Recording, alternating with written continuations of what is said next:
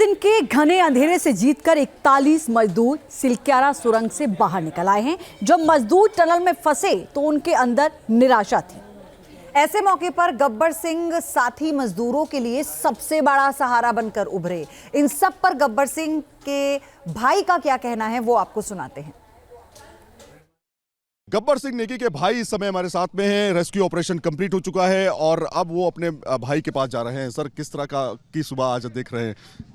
अब तो नई सुबह है, नया प्रभात हुआ है और अभी अब जा रहे हैं, बात करते हैं। तो कल बात हुई आपकी? नहीं, कल ज़्यादा नहीं हो पाई, केवल मिलन हुआ है कल प्रधानमंत्री नरेंद्र मोदी ने भी बातचीत की और बहुत बढ़िया संदेश दिया उन्होंने। हाँ, हुआ होगा, वो मेरी जानकारी में ज़्यादा नहीं है, लेकिन हाँ ये वो कह रहे थे कि वहाँ कॉन्फ्रेंस हॉल में गए। कभी सभी स्वस्थ हैं, किसी तरह की किसी को दिक्कत नहीं? हाँ, करीब स्वस्थ हैं। इस ऑपरेशन के बारे में क्या कहना चाहेंगे आप? पूरा जिस तरह से अंजाम दिया गया 17 दिन तक लगातार।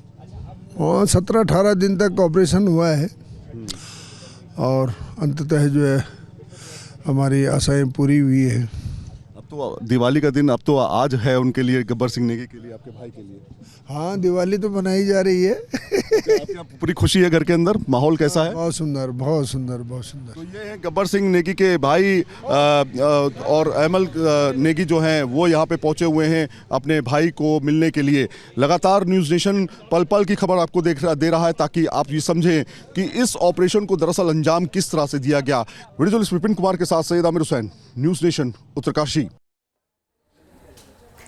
17 दिन के बाद सभी मजदूर बाहर आ गए हैं, लेकिन जरा सोचिए कि लगातार कुछ दिन तक अगर घर में ही कैद रहना पड़ जाए तो कोई भी घबरा जाएगा।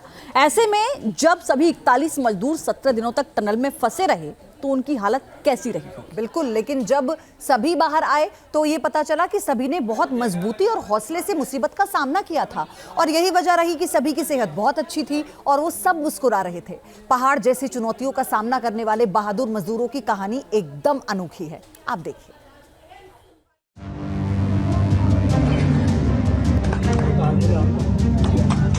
Well done.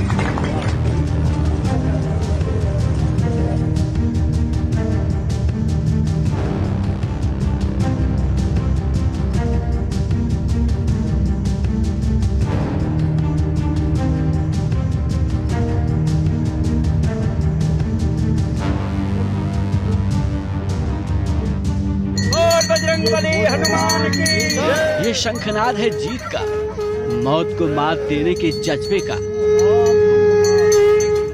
ये खुशी है पहाड़ जैसी चुनौतियों को हरा देने की। 17 दिन गवाह हैं कि किस तरह बिना रुके इन मजदूरों ने मौत से मुकाबला किया। अंधेरी सुरंग में जीत ली जिंदगी की सबसे कठिन जंग। सिलक्यारा टनल के भीतर 41 मजदूरों ने दी मौत को टक्कर। उत्तरकाशी के टनल में फंसे मजदूरों ने आखिरकार जिंदगी और मौत की लड़ाई में मौत को हरा दिया। इस काम में सरकार ने जरूर बड़ी भूमिका निभाई, लेकिन अंधेरी सुरंग में मौत से दो हाथ करना, और वो भी इतने लंबे वक्त तक, कोई बच्चों का खेल नहीं था।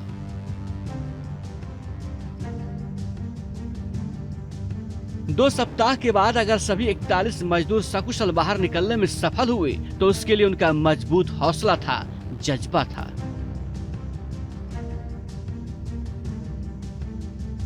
रेस्क्यू अभियान के दौरान कई बार बाधाएं आई। आधुनिक और मजबूत विदेशी ऑगर मशीन ने जवाब दे दिया।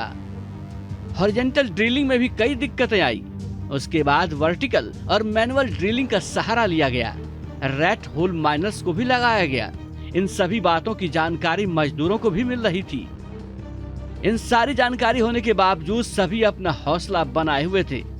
हिम्मत के साथ बाहर निकलने के संकल्प पर डटे हुए थे। और 400 घंटे के बाद वो शुभ घड़ी भी आ गई जब वो एक एक कर बाहर निकलने में सफल रहे। मौत से लड़ने के उनके जज्बे को पूरी दुनिया ने सलाम किया। सीएम पुष्कर सिंह धामी और केंद्रीय मंत्री वीके सिंह ने जोरदार स्वागत किया। खुद पीएम मोदी ने भी ट्वीट कर सभी मजदूरों के साहस और धैर्य की प्रशंसा की। पीएम ने कहा, उत्तरकाशी में हमारे श्रमिक भाइयों के रेस्क्यू ऑपरेशन की सफलता हर किसी को भावुक कर देने वाली है। टनल में जो साथी फंसे हुए थे उनसे मैं कहना चाहता हूं कि आपका साहस और धैर्य हर किसी को प्रेरित कर रहा है। और बजरंगबली हनुमान की जय। कहते हैं जब कोई हिम्मत से जिंदगी की जंग लड़ता है तो उसे भगवान का भी साथ मिलता है। यहाँ फंसे मजदूरों और उनके परिजनों का मानना है कि ये सब कुछ बाबा बौखनाथ की कृपा से संभव हो पाया। रेस्क्यू ऑपरेशन के दौरान लगातार बाबा बौखनाथ की पूजा होती रही। अब तो सीएम पुष्कर सिंह धामी ने भी यहाँ भव्य मंदिर बनाने का आदेश दे दिया है। 12 नवंबर को दिवाली के दिन ही ये हादसा हुआ था और उस दिन इन घरों में दिया नहीं जल पाया था। अब जब सभी मजदूर सुरंग से बाहर आ चुके हैं तो उन सभी के घरों में जश्न का माहौल है।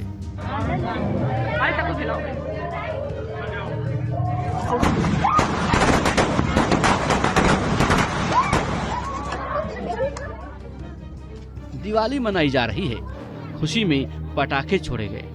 ये दो तस्वीरें ओडिशा और उत्तर प्रदेश की हैं। हिमाचल प्रदेश के मंडी का भी एक मजदूर यहाँ फंस गया था, जिनका परिवार अब बेहद खुश है और उत्तराखंड सरकार को धन्यवाद दे रहा है। मैं उत्तराखंड और हिमाचल सरकार से बहुत खुश हूँ, उनका बहुत धन्यवाद करती हूँ। जो मेरा बेटा आज 18 दिन के बाद जंग जीत के घर वापिस आ रहा है, जिन्होंने इस कार्य में बहुत सहायता की, मदद की, मैं उन सभी का बहुत बहुत धन्यवाद करती हूँ। सिलक्यारा टनल 4 धाम रोड प्रोजेक्ट का हिस्सा है, जिसकी कुल लंबाई 4.5 किलोमीटर है। इसी टनल में 8 राज्यों के 41 मजदूर 12 नवंबर से फंसे हुए थे। इसमें सबसे ज्यादा 15 मजदूर झारखंड, 8 उत्तर प्रदेश की और 5 मजदूर ओडिशा के रहने वाले थे। बड़ी मशहूर कहावत है, अंत भला तो सब भला। उत्तरकाशी में भी अंत बहुत अच्छा रहा और सभी मजदूर अपने हौसले और जज्बे से मौत को मात देकर बाहर निकल आए। उत्तरकाशी से सैयद आमिर हुसैन के साथ टीवी न्यूज नेशन। और बड़ी खबर इसी बीच है, एनडीआरएफ एसडीआरएफ की टीम ने सीएम धामी से मुलाकात की है इस पूरे रेस्क्यू ऑपरेशन की सफलता के बाद और बताया कि चुनौतीपूर्ण काम जो था वो पूरा हो गया है। पीएम इस पूरे मिशन पर अपनी नजर बनाए हुए थे। सीएम धामी की ओर से जानकारी दी गई है, सभी का अपना परिवार की तरह ध्यान रखा गया। अगर मशीन का फंसना सबसे बड़ी बाधा बनी थी, लेकिन आखिरी में सब कुछ सही हुआ, सारी बाधाओं को पार कर लिया गया, ऑपरेशन सफल रहा, 41 जिंदगियां सुरक्षित बाहर आई। क्या कुछ कहा, सुनाते हैं आपको। देखिए, ये सब तभी संभव हो पाया जब हमारे आदरणीय प्रधानमंत्री नरेंद्र मोदी जी पूरे अभियान को रोज अपनी मतलब दिन के जो उनके कार्यक्रम होते हैं, उन कार्यक्रमों में एक उनका ये भी प्रमुख कार्यक्रम रहता होगा कि इस अभियान को रोज जो है मॉनिटर करना। उसी के कारण से पूरे देश से सारी मशीनरी आई, विशेषज्ञ आए, दुनिया के विशेषज्ञ आए। ये तभी संभव हो पाया कि हमारे इस दूरस्थ क्षेत्र में पहले भी आपदाएं आती थी, लेकिन इस प्रकार की चिंता, इस प्रकार का एक तरह से मॉनिटरिंग कभी देखने को नहीं मिली। उन्होंने इस बार प्रधानमंत्री के रूप में अलग, उन्होंने जैसे अपने परिवार में बच्चों का, अपने बेटे का, बेटियों का जिस प्रकार से माता पिता ख्याल रखते हैं, उस प्रकार से प्रधानमंत्री जी ने इस पूरे प्रकरण में। और सैयद आमिर हमारे सहयोगी जुड़ चुके हैं हमारे साथ। सैयद आमिर ग्राउंड से आपको इस पूरे रेस्क्यू की जानकारी दे रहे थे सबसे पहले न्यूज नेशन पर। आमिर, सबसे बड़ी जानकारी पहले आप ये साझा कीजिए कि जो तमाम मजदूर थे अब वो सकुशल अपने परिवार वालों के साथ हैं और कैसा वो समय बिता रहे हैं। जो और डिटेल्स हैं आपके पास ग्राउंड से वो दीजिए।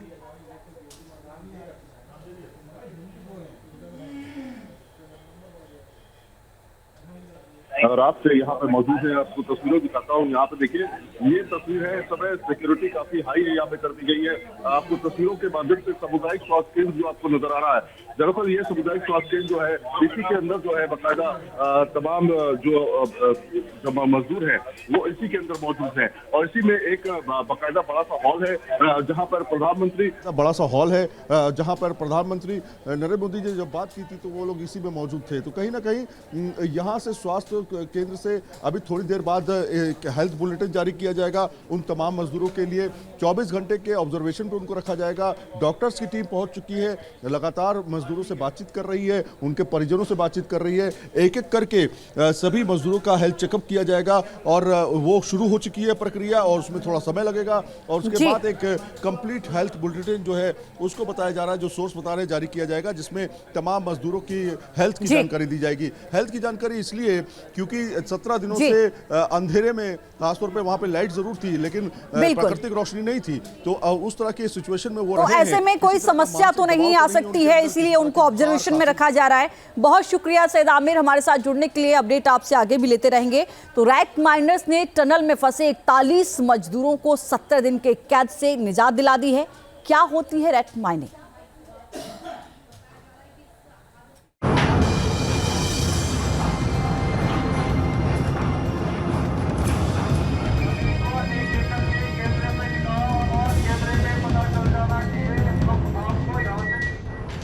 जब बड़ी बड़ी मशीनें दे गईं जवाब, जब रैट माइनर्स ने संभाला मोर्चा,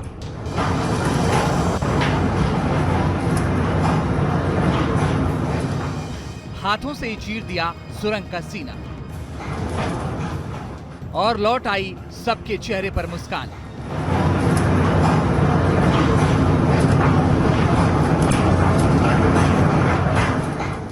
उत्तराखंड की सिलक्यारा डंडाल गांव टनल में 22 नवंबर से फंसे 41 मजदूरों को निकालने की तमाम कोशिशें हुई।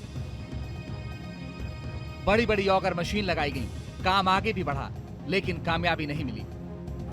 और फिर काम आई चूहा तकनीक, यानी रैट माइनिंग। हर तकनीक हुई फेल, काम आई रैट माइनिंग।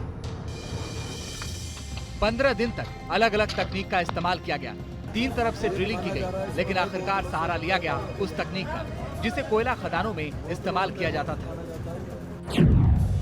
दरअसल रैट होल माइनिंग की प्रथा मेघालय में प्रचलित थी। मेघालय के कोयला खदानों में इस तकनीक का इस्तेमाल किया जाता था। गड्ढे खोदकर 4 फीट चौड़ाई वाले सकरे गड्ढों में उतरा जाता था। बांस की सीढ़ियों और रस्सियों का इस्तेमाल करके माइनर्स नीचे उतरते थे, फिर गैती, फावड़े और टोकरियों के सहारे मैनुअल रूप से कोयला निकालते थे। कुछ इसी तरह से मैनुअल ड्रिलिंग की हैंडहेल्ड मशीनों के साथ माइनर्स ने खुदाई शुरू की। जैसे जैसे खुदाई होती गई, 800 मीटर की पाइप को आगे बढ़ाया गया और जिस तरह खदानों से कोयला निकाला जाता था, ठीक उसी तरह मलबे को खींचकर निकाल लिया गया और चंद घंटों में ही इस टीम ने 58 मीटर की खुदाई पूरी कर ली। जिस खुदाई को रैट माइनर्स ने इतनी आसानी से पूरा कर लिया, वो असल में काफी खतरनाक है और इसका अंदाजा इस बात से ही लगा लीजिए कि इसे साल 2014 में बैन कर दिया गया था। मेघालय में रैट माइनिंग की वजह से कई हादसे हो चुके हैं। 2018 में 13 दिसंबर को कसान के कोयला खदान में पानी भरने से 15 मजदूरों की मौत हो गई थी। लेकिन सिलक्यारा टनल में जब सारी मशीनें फेल हो गईं, तब दशकों पुरानी रैट होल माइनिंग का तरीका ही काम आया।